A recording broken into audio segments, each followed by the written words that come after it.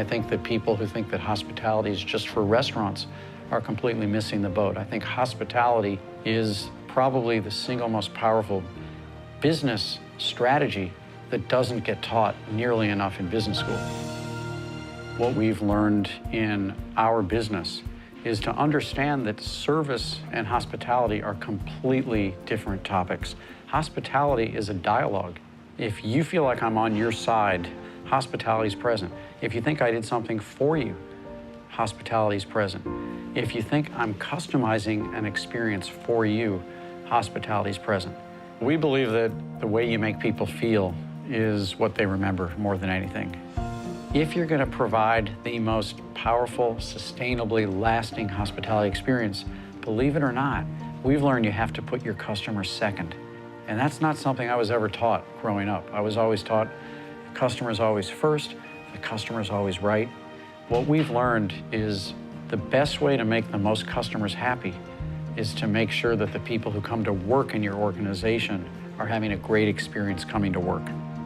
I think customers are expert at reading, is your staff focused on their work and are they having fun with each other? And if those two things are present, I can almost guarantee you a great customer experience. What we've been able to do in terms of hiring employees is to hire people 49% for their technical skills. You can be the best cook in the world or the best sommelier in the world, and we don't want you on this team unless you have the 51% emotional skills that lead to somebody who's got what we call a high hospitality quotient, a high HQ.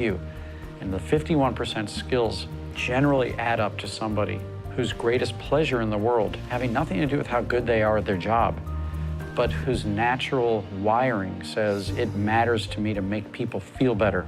And we've been able to identify what those 6 emotional skills are that are always present in somebody who's a 51%er.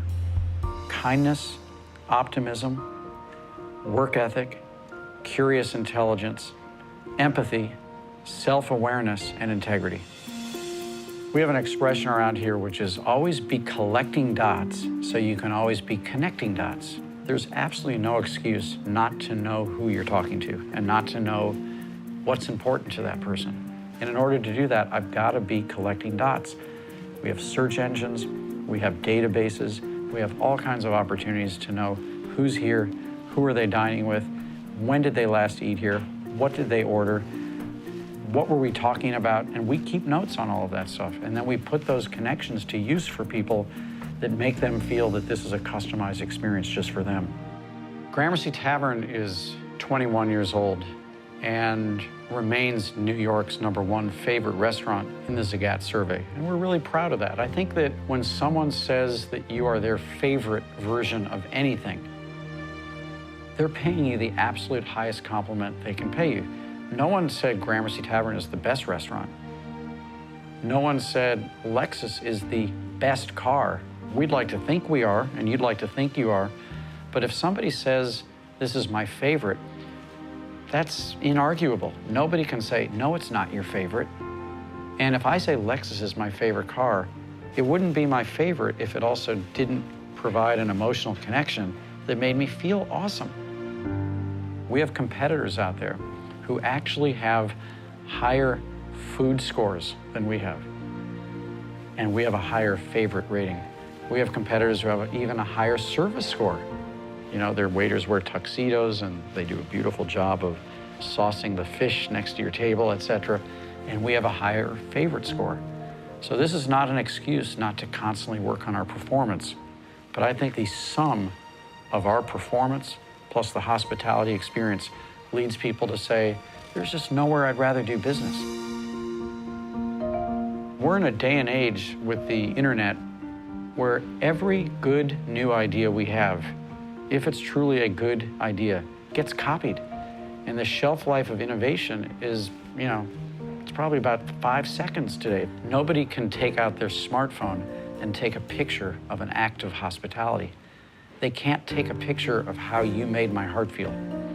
And so, yes, we're going to keep innovating. Yes, we're going to keep performing at our maximum capacity. But we're going to go to town on the stuff that you cannot copy from us.